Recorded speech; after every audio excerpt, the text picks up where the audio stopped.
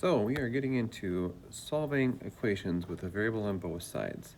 We've actually done some of this already, but this is just kind of a little bit more practice and a couple more challenging problems, but all using the same skills we've already done. So I'm going to walk you through a few just as an example. Starting off with number 4. So for number 4, you have -3 minus 10x equals 25 plus 4x. And again, with every single one of these problems, what we're trying to do is solve for x. And that just means get x on one side and get a number on the other side. So what I'm going to walk you through with this one is I'm going to show you that it actually doesn't matter which way you go. Because sometimes people get stuck on when do I have to get rid of the x, which side do I get rid of the x from, what side do I have to put the x on. It doesn't actually matter. So I'm going to solve this one doing both. Yeah, so there we go. So let's say, for instance, I have this problem and I want to get rid of the 10x and put the x on the right side. So I do the opposite of that. I add 10x to both sides. This is a 0, so it cancels. Now I have -3 equals 25 plus 14x. Now I need to get rid of the 25. So it's positive 25. The opposite of that would be to take away 25 or negative 25. And then I get negative 28 is equal to 14x. And my final step is this 14x means x times 14. The opposite of that is to divide by 14. And if I divide by 14, this will cancel. And then I'll have x is equal to negative 28 divided by 14 is -2. And there's the answer. Now, as I was saying, what I want to show you is that this actually doesn't matter which side you put the x on. You're going to get the same answer. So we solved it once, and we got x equals -2. And now, we're going to solve it the other way and show you that it's the same exact answer. All right, so this time, we're going to keep the x on the left side. So instead of moving it to the right, I'm going to get rid of the one from the right and put it on the left.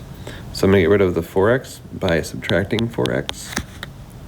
Subtracting 4x from that side. This cancels. Now I have 25 is equal to negative 14x, and then I have the -3 in front. The opposite of -3 is +3. So I add 3 to both sides. That cancels. I have negative 14x equals 28. I divide by negative 14 on both sides, and x is equal to -2. So again, doesn't matter which side you put the x on, you should get the same answer. All right, so that's the answer to that problem. I'll do a couple more quick. Let's do number 12 here. So this one's the exact same kind of problem, but we have to do some combining first. So I look at the left side. I have a 7t and a -3t. I can put together. On the right side, I have a 34 and a -2 I can put together. So I have to do that first. So that gives me 4t minus 8 on the left side. Gives me 9t plus 32 on the right side. I'm going to get rid of the t from one side. So I'm going to take it from the left side, but again, it wouldn't matter. I could do it from either side. Take away 4t from both sides. That cancels. Now I have -8 equals 5t plus 32. I want to get rid of the 32, so I take away 32 from both sides. I get -40 equals 5t. Divide by 5 on both sides. And I get t is equal to -8. All right, and the last one we're going to do is number 20. And for number 20, we have one additional step, but again, same type of problem, where now we're going to distribute first. So I'm going to take -6 times 4u and -6 times -1. So I'm going to say 9, then -6 times 4 is -24u.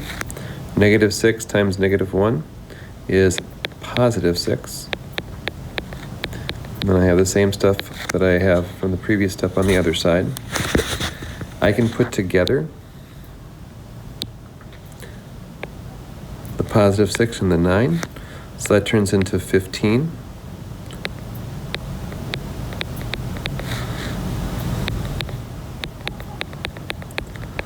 And now I need to get the u on one side and the number on the other. So I'm going to add 24u, add 24u.